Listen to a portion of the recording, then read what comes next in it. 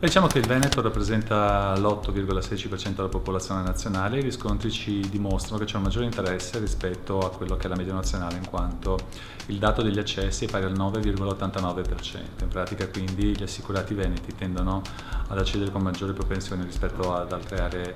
geografiche al servizio. Il servizio ovviamente è fornito su base nazionale, su tutto il territorio nazionale, a 17.800.000 utenti con cui noi siamo già in dialogo, in quanto abbiamo con loro un rapporto telematico, sono possessori di PIN. A tutti loro è stata mandata una comunicazione in cui gli comunichiamo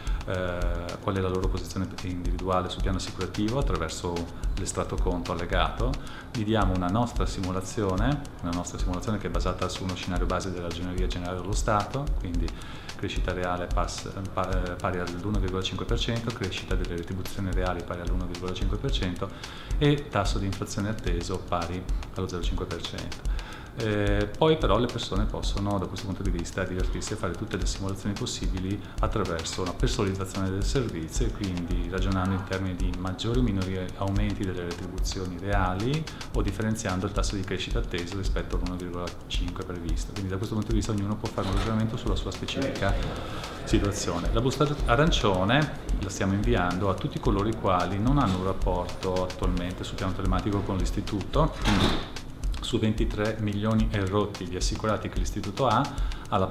differenza tra i 17.800.000 che già hanno il PIN, quindi la parte restante. Questi riceveranno appunto una busta di colore arancione, quindi sarà facile capire di chi si tratta quando la busta arriverà a casa. Questa busta cosa contiene? Sostanzialmente le stesse informazioni, quindi l'estratto conto, che come l'estratto conto della banca è uno estratto conto in cui bisogna capire qual è la propria situazione personale, quindi sostanzialmente un estratto in cui si possono vedere quali sono i contributi che sono attualmente registrati sulla propria posizione, una simulazione di quello che può essere l'assegno pensionistico quando la persona andrà in pensione a norme invariate sulla base dello scenario base che dicevo prima, e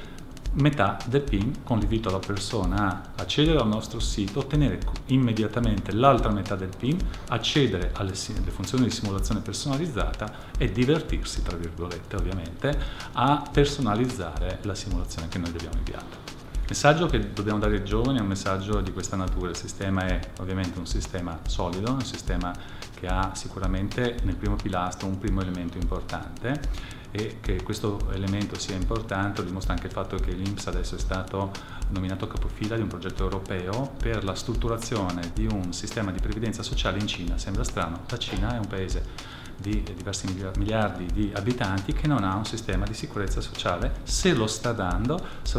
guardando a ciò che avviene in Europa, e ha chiesto una collaborazione ai partner europei, andando in particolare a strutturare come capo progetto proprio l'Istituto Nazionale di Previdenza Sociale. Quindi da questo punto di vista serenità sul fatto di avere la pensione, di avere un assegno che anche con il contributivo sarà comunque un assegno sicuro. Poi però bisogna iniziare a capire che le regole sono cambiate, non è più un assegno calcolato col metodo retributivo, cioè in cui sostanzialmente io trasferirò sull'assegno pensionistico quello che era il reddito, la retribuzione che avevo negli anni immediatamente antecedenti il pensionamento. Con il metodo contributivo conta tutta la carriera contributiva della persona, a partire dal primo euro che si è lavorato col primo lavoretto. Questo è un messaggio che va dato ai giovani, noi lo stiamo cercando di realizzare attraverso questo progetto l'INPS a scuola, quindi stiamo entrando negli istituti, in particolare di scuola di istruzione secondaria superiore, per spiegare alle persone, ecco, agli studenti,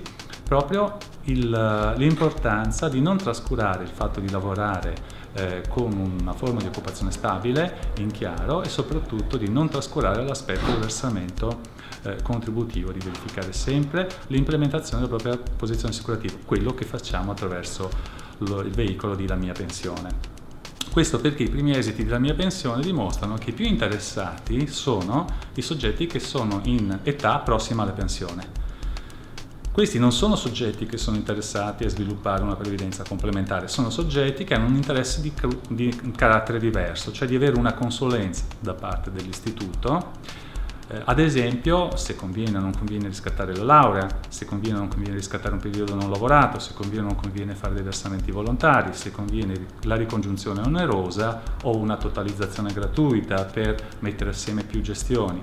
cioè si tratta sostanzialmente di dare una consulenza ed è uno degli obiettivi della mia pensione. Quando invece ci rivolgiamo ai giovani vogliamo qualcosa di diverso, vogliamo che le persone siano consapevoli di qual è l'assegno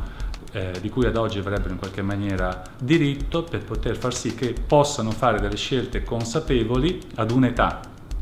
e con una prospettiva davanti che rende davvero possibile dare efficacia al versamento nella previdenza complementare, perché ovviamente spostare queste scelte dopo i 50 anni richiederebbe versamenti ben superiori per poter ottenere lo stesso tipo di risultato. I primi segnali che abbiamo sono che i giovani tendono un po' a essere, non dico spensierati su queste scelte, ma poco attenti. Ecco perché è importante curare questi interventi di formazione e informazione nelle scuole e soprattutto diffondere maggiori contenuti di cultura previdenziale tra i giovani. Il Presidente Boeri ha delineato che quello che noi abbiamo chiamato appunto busta arancione, ciò che stiamo facendo in queste settimane, in questi mesi, in realtà in futuro dovrà vedere coinvolti anche la previdenza complementare. Perché? Perché la persona deve avere una visione compiuta del suo assegno, comprese le forme di previdenza complementare alle quali eventualmente ha aderito. Questo perché con le regole del contributivo sappiamo perfettamente che ci sarà comunque un tasso di sostituzione dell'assegno pensionistico che certamente non sarà al 100%, c'è un differenziale più o meno ampio a seconda della storia contributiva della persona, della storia lavorativa della persona, e quindi diciamo così in cui non è possibile dare delle cifre che siano uguali per tutti, ma comunque c'è un differenziale che la persona può decidere di volere colmare in modo da avere il più possibile continuità di reddito rispetto al momento in cui si va in pensione. Ecco, quel differenziale lì sicuramente la previdenza complementare è determinante nel poterlo colmare, in particolare realtà come Solidarietà Veneto, che poi investono nello specifico contesto territoriale, assicurano un quid pluris nel momento in cui di fatto restituiscono sul territorio queste risorse che invece altri fondi, altre realtà, altre polizze assicurative invece, mettendole sul mercato finanziario azionario globale, di fatto non trattengono sul territorio ma